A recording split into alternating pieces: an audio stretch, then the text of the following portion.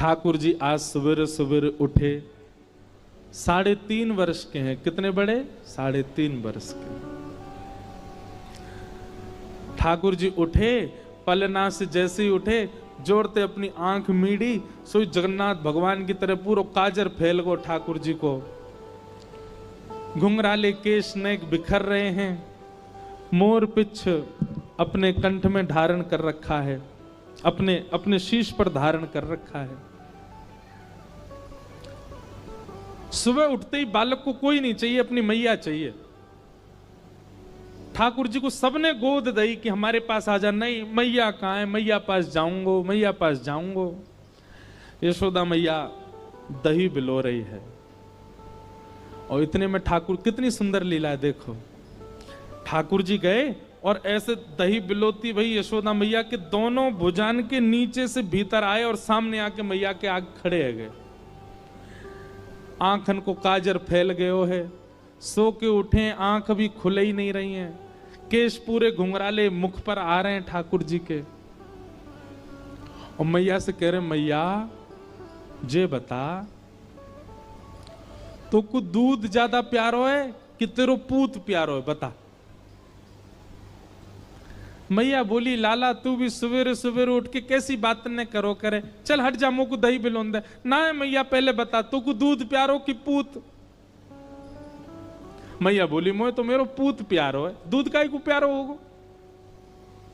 अच्छा मैया, तो फिर एक काम कर, मैं तो बहुत प्यारा लगूं ना? बोले हाँ। अपनी गोद में लिटाए के मुंह को अपना दूध पिवाए दे। मैया, मुंह को बहुत जोर की भूख लगी है, मुंह को दूध पिवाए दे। यशोदा मैया तुरंत ठाकुर जी को अपनी गोद में लिया, और मैया को ठाकुर जी दूध पी रहे हैं और मैया दही भी बिलोती जा रही है। कैसी सुंदर छवि है।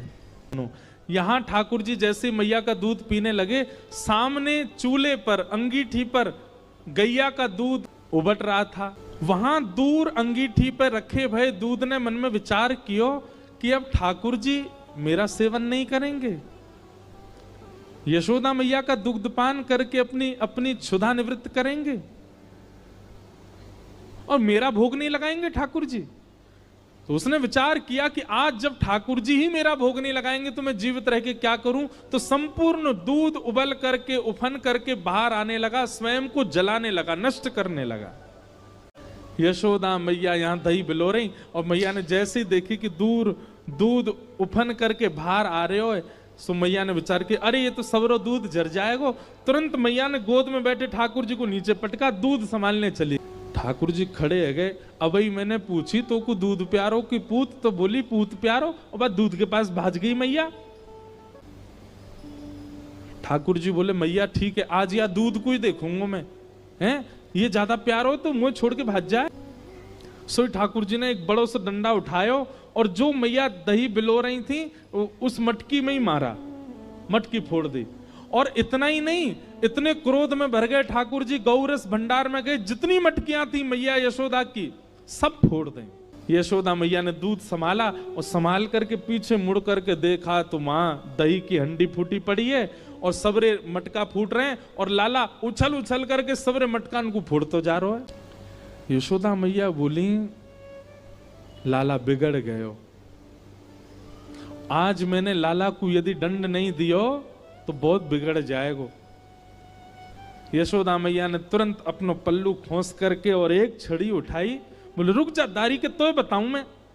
और मैया जैसी छड़ी लेकर के भागी हैं पीछे, आगे आगे ठाकुर जी भाग रहे हैं, और मतलब ऐसे भाग रहे हैं मानो जैसे पीछे कोई शेर पड़ गए हो। और चौकड़ी मार के भागने को मतलब ये रे, कभी कोई गली में कूद जाएं, कभी कहीं से कूद जाएं, कभी कहीं उछल जाएं। अब यशोदा मैया तो बेचारी 80 बरस की, फिर भी पीछे दौड़ रही हैं, और ठाकुर जी चौकड़ी मार के यहां थे वहां कूदते कादते भय दौड़ रहे हैं। उस समय आकाश के देवता यशोदा मैया को वंदन करते हैं, बोले मैया, जिनके डर के मारे ब्रह्मादि देवता भी भागते हैं, वो आपसे डर के भाग रहे हैं आज। यशोदा तेरे भाग्य की कही ना जाए। ठाकुर जी दौड़ रहे हैं, थोड़ी दूर पहुंचे होंगे कि यशोदा मैया तो थक गई और बीच रास्ता में बैठ गई, जोर जोर से सांस लेने लगी, अपने पसीना पोंछने लगी। इतने में ठाकुर जी ने पीछे मुड़ के देखी और पीछे मुड़ करके देखी यशोदा मैया बैठ गई, एक वृक्ष की आड़ में चले गए और वहीं से कह रहे मैया कहाँ भयो, तू भाग क्यों ना रही मेरे पीछे। यशोदा मैया बोली लाला मैं थक गई हूं ना, अब बूढ़ो बूढ़ो शरीर है, तू इतना दौड़ावे मुंह को, अब मैं हार गई हूं। ठाकुर जी बोले मैया, ठाकुर जी को चिंता हो रही है मैया की, मैया तेरी हार कैसे दूर होएगी। यशोदा मैया बोली अच्छा सीधे कितने ठाकुर जी।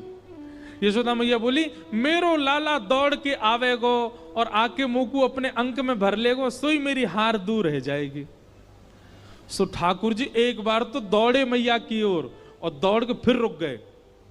मैया बोली कहा भयो लाला आजा। बोले ना है मैया मैं ना आऊंगा। बोले क्यों। वो तेरे हाथ में जो छड़ी है ना, तू या तो मुझको बहुत डर लगे, पहले या को दूर फेंक तब आऊंगा। और कहा पता तेने या तो 2-4 बार मार दियो तो मेरे लग जाएगी मैया, पहले या को फेंक। मैया बोली सांची बता, या को फेंक दूंगी तो आ जाएगा। बोले हाँ। मैया ने जैसी छड़ी फेंकी ठाकुर जी दौड़ करके गए, बिल्कुल विचार नहीं किया कि मैया मुझे पकड़ लेगी, दौड़ करके गए और मैया के अंग से लग गए और जाके मैया के प्रश्वेत संभालने लगे। मैया तू तू तू ठीक है, जा तू हारे मत। यशोदा मैया को पहले तो बहुत सुख मिला, ठाकुर जी अंक में आ गए, पर थोड़ी देर बाद यशोदा मैया ने चेहरे का रंग बदला, कहने का ढंग बदला, तुरंत लाला पकड़ लिए जोर से। अब आयो हाथ में, चल तो बताऊं मैं अभी। ठाकुर जी बोले मैया तू तो यूं कह रही कि मैं तो ना पकड़ूंगी। बोले मैं तो झूठ बोल रही तो थे। अच्छा मैया तू झूठ बोले, मैं तेरो लाला ना हूं आज के बाद, पूरे गोकुल में हल्ला कर दूंगा मैं तो नंद बाबा को लाला हूं, यशोदा को लाला ना हूं। यशोदा झूठ बोले, हाँ बोल दियो जाए करके। अब तो उखलते बांधूंगी और आज ना तो रोटी मिलेगी ना मक्खन मिलेगो, खड़ो रहे पूरे दिन ऊधम मचावे। जैसे ही रस्सी ला करके मैया ने उखल से लाला के पेट में बांधनी चाहिए, सोई रस्सी छोटी पड़ गई। मैया बोली रस्सी छोटी कैसे पड़ गई। मैया गई और बड़ी रस्सी लेकर के आई। बोले हाँ अब याते बंध जाएगो। मैया ने जैसी उखल में लेकर के और जैसे ही ठाकुर जी को ये छोटी पड़ गई।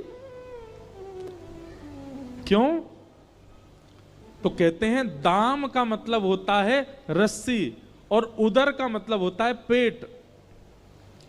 ठाकुर जी सारी रस्सी को अपने पेट में भरते जा रहे हैं, इसीलिए उनका नाम पड़ गया दामोदर। यशोदा मैया ने सबरी गौशाला की रस्सी इकट्ठी करके एक तो एक बांध दी। अब तो बंधेगो, लेकिन अब के भी जब बांधा तो रस्सी फिर छोटी पड़ गई। यशोदा मैया एक क्षण आश्चर्यचकित होकर के ठाकुर जी की ओर देखने लगी। इतनी बड़ी रस्सी लेके आई, ये छोटी कैसे पड़ गई। और यशोदा मैया के चित्त में अचानक भाव उत्पन्न होने लगा। गर्गाचार्य जी कह के गए थे नारायण समो गुण, पर कहीं ये नारायण ही तो नहीं है। सामने खड़े भगवान ने जैसे ही देखा कि मैया मुंह को भगवान मान रही है, सोई ठाकुर जी ने कही मैया और कितनी जोर से बांधेगी, देख मैं तो बंध गो। तभी मैया देखती है कि वो रस्सी पूरी बंध गई और गांठ लग गई, ठाकुर जी को बंध गए। ठाकुर